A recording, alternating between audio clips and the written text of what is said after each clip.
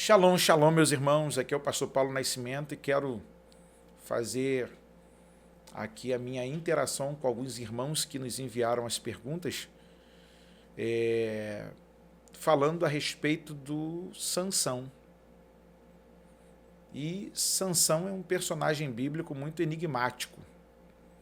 Sua história começa no livro histórico do Antigo Testamento, no livro de Juízes, e o seu nome vai se repetir lá nas páginas do Novo Testamento, na carta aos Hebreus, no capítulo de número 11, dentro da galeria dos heróis da fé. Isso mesmo, dentro da galeria dos heróis da fé. Mas eu considero Sansão, que faz parte do nome dos juízes, que é demonstrado no livro de Juízes. Ele era um Dayan, e ele era diferente dos demais. Ele tinha um pacto de Nazireu, e eu vou considerá-lo aqui como o juiz mentiroso. Você conhece a história do juiz mentiroso? Porque Sansão era um juiz, era um Dayan. A palavra hebraica para juiz é Dayan. E aí você vê que Sansão, ele tinha o seu segredo. E todas as vezes que alguém perguntava: qual é o seu segredo, Sansão? Qual é o segredo dessa força? Aí entra aquele trocadilho que a turma gosta. Sansão omitia ou mentia? Qual é a diferença, pastor Paulo, de quem omite para quem mente? Comumente, a omissão é algo que você se anula para não mostrar-se. Mas você não quer se mostrar ou se definir por quê. A omissão, muitas vezes, ela também pode ser uma mentira. Você omitiu uma verdade. Não, eu omiti uma situação. Não. Você sabia que aquilo era perigoso, você sabia que aquilo poderia não fazer bem e você foi lá e disse que omitiu. Mas muito próximo de omitir também é mentir. Então, dá tudo quase na mesma coisa. Vamos lá, vamos conhecer um pouquinho da história de Sansão. Falando de Bíblia, Juízes, capítulo de número 13, fala sobre a servidão dos israelitas sob os filisteus e o nascimento de Sansão. E havia um homem de Zorá, verso 2, da tribo de Dan, cujo nome era Manoá. E sua mulher era estéril e não tinha filhos. 3. E o anjo do Senhor apareceu a esta mulher e disse-lhe: eis que agora és estéril, e nunca tens concebido, porém conceberás e terás um filho. Agora, pois, guarda-te de que bebas vinho ou bebida forte, nem comas coisa imunda. Verso 5. Porque eis que tu conceberás e terás um filho, sobre cuja cabeça não passará navalha, porquanto o menino será nazireu de Deus desde o ventre, e ele começará a livrar a Israel da mão dos filisteus. Então a mulher entrou e falou a seu marido, dizendo: um homem de Deus veio a mim, cuja vista era semelhante à vista de um anjo de Deus, terribilíssima, e não lhe perguntei de onde era, nem ele me disse o seu nome. Porém, disse-me: eis que tu conceberás e terás um filho. Agora, pois, não bebas vinho nem bebida forte, e não comas coisa imunda, porque o menino será nazireu de Deus desde o ventre até o dia da sua morte. Verso 8. Então Manoá orou instantemente ao Senhor e disse: ah, Senhor meu, rogo-te que o homem de Deus que enviaste ainda venha para nós outra vez e nos ensine o que devemos fazer ao menino que há de nascer. Verso 9. E Deus ouviu a voz de Manoá, e o anjo de Deus veio outra vez à mulher, e ela estava no campo, porém não estava com ela seu marido Manoá. 10. Apressou-se, pois, a mulher, e correu e notificou a seu marido, e disse-lhe: eis que aquele homem que veio a mim, no outro dia me apareceu. Então Manoá levantou-se e seguiu a sua mulher, e veio aquele homem e disse-lhe: és tu aquele homem que falaste a esta mulher? E disse: eu sou. Então disse Manoá: cumpra-se as tuas palavras, mas qual será o modo de viver e serviço do menino? E disse o anjo do Senhor a Manoá: de tudo quanto eu disse à mulher, se guardará ela. Ou seja, o anjo já havia prescrito aquilo que seria o comportamento do menino e da própria mãe a partir do momento que ele disse para ela que ela vai conceber, para ela se separar, para não comer determinados tipos de comida que na lei de Kashrut, né, a lei dos judeus sobre a sua alimentação, eles não poderiam comer, e o nazireu deveria prestar muito mais atenção nessas coisas.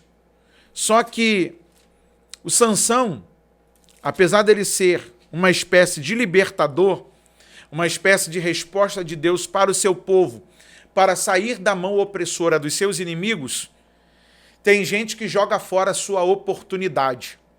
Quantas pessoas buscam em Deus uma oportunidade de ser bênção em alguma coisa, e quantas pessoas iguais a Sansão fazem como esse camarada? Tem de Deus uma oportunidade e joga fora pelo ralo. Vamos resumir a história? Sansão só fazia besteira. É igual um monte de crente dos nossos dias. O camarada tem talento, mas não tem caráter. O camarada tem chamada de Deus, mas tem uma personalidade que joga ele para o lado ruim das situações. E o pior, quantas vezes isso atrapalha o bom relacionamento entre a pessoa e Deus? Vamos para o final da vida de Sansão, que eu acho interessante. Não é só o começo de sua história. O começo é muito bonito. Mas como é o final da sua história? Porque toda história não fica só no seu começo, ela vai até o final. Capítulo de número 16, verso 27 do livro de Juízes. Ora, estava a casa cheia de homens e mulheres, e também ali estavam todos os príncipes dos filisteus, e sobre o telhado havia alguns 3.000 homens e mulheres que estavam vendo brincar Sansão. 28. Então Sansão clamou ao Senhor e disse: Senhor Jeová, peço-te que te lembres de mim, e esforça-me agora, só esta vez, ó Deus, para que de uma vez me vingue dos filisteus pelos meus 2 olhos. Veja, Sansão venceu, né, com a sua força, um leão, o rasgou como papel, foi bravo contra um leão, mas perdeu a luta contra uma mulher. Nessa luta que ele perde, ele também perde os seus 2 olhos, que são as 2 fontes, ou uma das portas pela qual ele alimenta a sua alma. Ele tem os seus olhos arrancados, feridos, perfurados, e ele se torna de um campeão libertador, de um juiz, a palhaço diante dos filisteus. Olha que tristeza. O camarada que tinha a chamada de Deus, o camarada que foi levantado para um propósito, o seu nascimento foi revelado e agora se torna um palhaço diante do povo que ele deveria libertar o povo do Senhor. Só que Deus permitiu todas essas coisas para que a sua vontade governasse para a destruição dos filisteus. Todavia, Sansão, na sua oração, está pedindo vingança pelos seus 2 olhos. Não há arrependimento em Sansão por conta do seu pecado, porque ele falha diante de Deus. Mas ele está dizendo: Senhor, eu quero vingança pelos meus 2 olhos. Eu não quero deixar isso barato, não. Verso 29, do capítulo 16 de Juízes. Abraçou-se, pois, Sansão com as 2 colunas do meio, em que se sustinha a casa, e arrimou-se sobre elas, com a sua mão direita numa e com a sua esquerda na outra. 30. E disse Sansão: morra eu com os filisteus. E inclinou-se com força, e a casa caiu sobre os príncipes e sobre todo o povo que nela havia. E foram mais os mortos que matou na sua morte do que os que matara na sua vida. Meus irmãos, que glória tem Sansão na sua morte, se ele precisa chegar ao extremo para cumprir o propósito de Deus. Aí eu faço a pergunta para você, meu querido irmão, que me assiste nesse momento, através do Falando de Bíblia. Até que ponto você vai deixar as coisas degringolarem? Até que ponto você vai deixar as coisas se avolumarem, se tornarem contraditórias a você, para você chegar a conhecer a vontade de Deus? Será que você vai ter que passar por aquilo que Sansão passou? Passar pelo caminho da humilhação, sendo de um juiz, um libertador, a ser considerado um palhaço no meio dos filisteus, do povo que era inimigo do povo do Senhor, pelo qual ele fazia parte? E quantas vezes eu já li essa história e já me perguntei, Deus, por que para Sansão foi tão difícil esse momento? Porque o cara teve uma vida inteira para desfrutar da vontade de Deus e só despertou na hora da sua morte que aquilo ali poderia servir. E tem gente que diz assim, não, Sansão é um tipo de Cristo que se sacrifica. Ah, que isso, gente? Ele não foi um sacrifício para salvação para os filisteus, ele foi um sacrifício para condenação para eles. E aí, Sansão, ao invés de glorificar a Deus e dar continuidade ao seu ministério, quantos ministérios foram abortados por conta da prevaricação, do pecado, desobediência, rebeldia, incontinência espiritual à vontade de Deus? Fica-se aqui o nosso pensamento na questão de que, se você tem a vida para fazer, faça-o com alegria, o seu ministério cumpra-o, de forma a glorificar o nome do Senhor. Mas essa é a história do juiz mentiroso, que só pôde compreender os próprios planos de Deus na sua vida no último minuto da sua existência. O juiz mentiroso, ele deixa uma vida de lado para glorificar a Deus, para nos últimos minutos cumprir aquilo que Deus queria no seu ministério e no seu chamado. Tirar a opressão dos inimigos do povo de Deus contra o seu povo.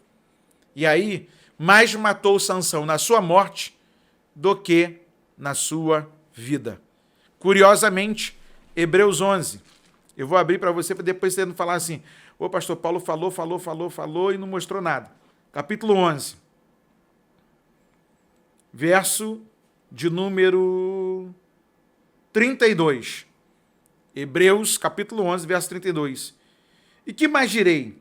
Faltar-me-ia o tempo contando de Gideão, de Baraque e de Sansão, Jefté, Davi, de Samuel e dos profetas.